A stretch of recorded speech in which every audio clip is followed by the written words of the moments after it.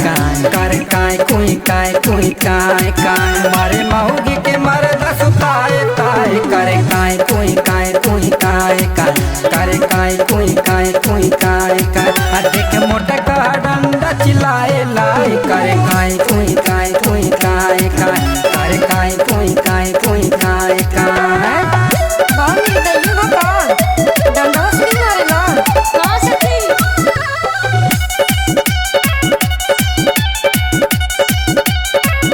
होश न तनिक खबरिया ऐसन मिलल सवरिया भग के चाहिए बहरीता खींचे धके टंगरिया।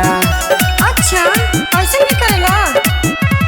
होश न तनिक खबरिया ऐसन मिलल सवरिया भग के चाहिए बहरीता खींचे धके टंगरिया। करेला जोरा जोरी तानी दाएं का भो बाएं करे काय कोई काय करे काय कोई काय ऐसा पति से तो भगवान बचावे सही कहलो सखी।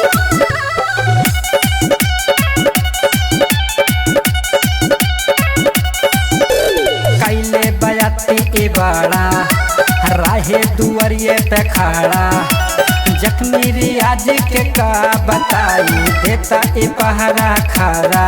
अच्छा तोरा पे शक भी करेला।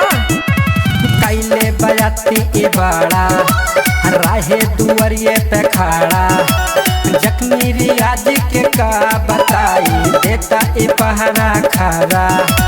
बबलू दीवाना लागे ओ राज